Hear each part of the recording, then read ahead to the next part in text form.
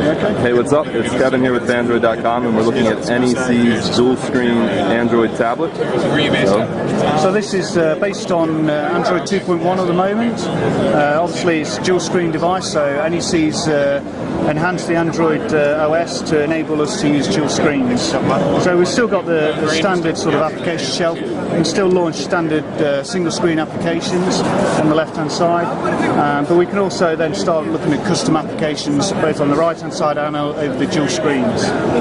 So let's just stay with this. Let's look at the browser. It's always a good place to start. So here we've got a sort of single-screen browser.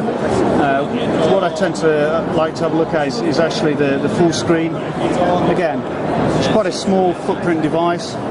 So once I open it out, you've got quite a big screen. So if I take a standard browsing window, slow connection, but you've suddenly got a really sort of nice, clean interface for a full screen browser. And again, let's get back to dual screen. So again, this is a custom dual screen application. It's a modification of the browser. So now I can take something like Google. So here I've got suddenly two browsers. So yeah. So again, that's just an example of a dual screen application. So what we're looking at here, we're focused around sort of students and universities and concepts, just to show some of the kind of things you can do with dual screen applications.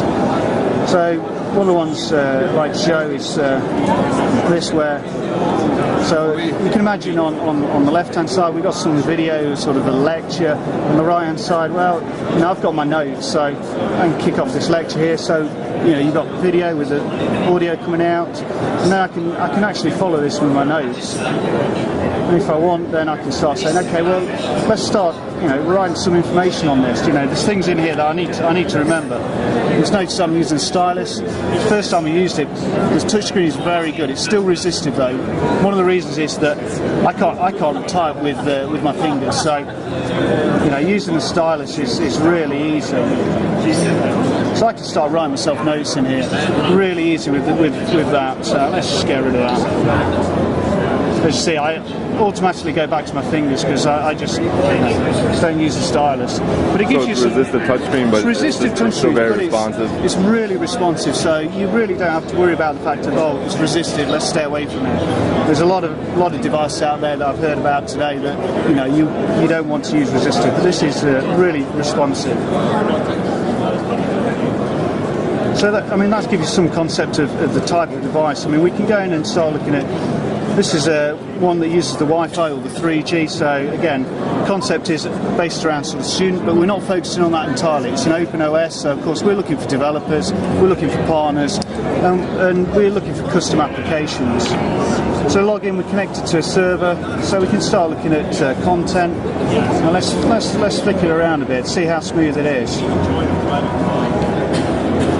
So you can see it's very quick to respond to the rotation. So flicking across, so you've got some smooth animations there.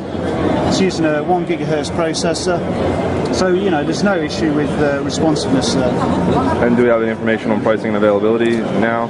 At the moment, there's no pricing available. As far as availability, we're looking at second half of this year in the Japanese market, but we're here to show it. We're here to look at who can potentially get into partnership with us to really bring some content in, and we're here to see if there's any opportunities in other markets as well. Very cool. All right, well, that's a look at NEC's dual-screen Android tablet here at CES 2011.